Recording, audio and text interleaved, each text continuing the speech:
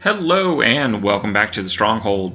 Today we're going to be talking about one of the more important, nearly crucial concepts of deck building, that of course being mana curve.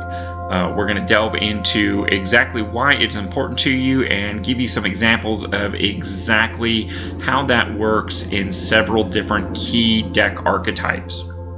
But before we get into all that, did you know that the majority of YouTube viewers never subscribe to channels, even the ones they watch the most? So allow me to take this opportunity to invite you to subscribe to the Planeswalker Stronghold for all your new player, budget, and free-to-play needs, so you never miss out on a thing.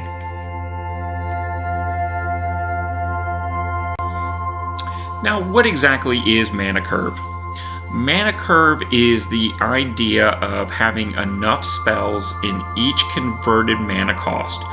So during turn 1, you're going to have 1 mana available in most cases, so you want to make sure you have enough 1 mana cost spells in your deck so that you are consistently doing something on that turn. Nobody likes to take a turn off, although the lands that come into play tapped do shift the significance a little bit off of the 1-drop to the 2-drop, but basically mana curve is the idea of having something to do every single turn at every converted mana cost, as well as being able to use 100% of your mana each turn. Because if you have 3 mana in play but you only have a 2 and 4 drop spell, basically you're leaving some mana on the table. This is why later on we'll also talk about mana sinks. So when you get into those larger turns and you have more mana available, you have something that you can be spending it on instead of it going to waste. But again, the idea of mana curve is having something to do every single turn and trying to use as much of your mana each turn as possible. That way your limited resources are going to maximize value in every single game. Now, believe it or not, when you talk about an ideal mana curve, it comes down a lot to what style of deck that you're playing. The main styles, of course, being aggro, mid-range, and control. And believe it or not, mana curve is even affected by things like how many lands that you are running in the deck, because that's going to affect the expected resources, as well as whether you are playing first or playing second. Now, basically, there's 2 kinds of people in the world. Those that can already do the mathematics that are implied with this, and the people who would rather cut their heart out with a spoon. But cousin, why a spoon? Because it'll hurt more, you twit. One of my favorite lines from Robin Hood, the Kevin Costner version. Pretty deplorable movie, but a great line, and gives you a little glimpse into what if your boy Professor Snape had gone full dark side. He plays a really interesting evil character in this.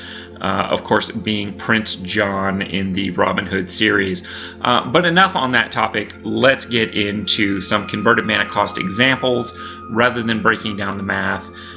Because if you already know how to do the math, you really don't need me to explain it to you. And if you don't know how to do the math, you probably don't care about it as much as you do the outcome. Now, what you see here is a deck we talk about a lot. That is our own bombardment deck, or our mono red super aggro. As you can see, the mana curve here is focused on 1 and 2 drops and a lesser degree of 3 drops. This deck wants to play first, which is why there are so many hasty 1 drops in this to make that first turn count for maximum value. Another way of thinking of this is we skip our first turn and move directly to our second turn, where our 1-drop creature is swinging right from the get-go. Any 3-drop spell in this deck, I want to be winning the game that turn or the next turn, and really this deck performs on that level very consistently. You don't see a lot of higher level spells for that reason, and also it is why we have trimmed back the mana base on this, because we never really need to or expect to have more than 3 mana in play in any given match.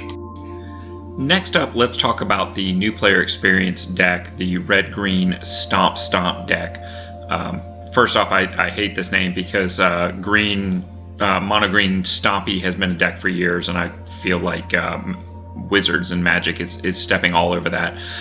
But that aside, what we have here is much more of a mid-range deck. That first turn really doesn't matter as much because we're looking to win the game turn 4, turn 5, turn 6. So we want a mana curve that extends into those areas so we're still doing relevant things on those turns and using 100% of our mana. You'll notice that we also have a much more standardized 24 land here because we do need to make sure we're getting to that 4th, 5th, 6th land in a reasonable period of time. We don't want to get stuck on 3 land the way we're perfectly comfortable doing inside of our bombardment deck. Continuing those same concepts, we get into something like my Historic Gates deck, which is about as close to control as I personally play. As you can see here, I can very comfortably take turn 1 off and do absolutely nothing. And really turn 2 is more about preparation and having a consistent turn 3, turn 4, because that's really what this deck is all about. If I can have this deck perform a consistent, successful turn 3, turn 4, this deck really takes on a certain inevitability where it's very difficult for the opponent to win beyond that. The deck just continues to snowball and really take on a life of its own and end up winning the game outright. And as you can see, we've got a very consistent 24 lands here to make sure we get that kind of success rate. Now, with all that having been said, let me take this opportunity to invite you to like, comment, and subscribe. It is the budget way to support the channel because it doesn't cost you a thing to do any of that. But we want to get out there and reach more of our budget-loving community. So until next time, I'll see you in the arena.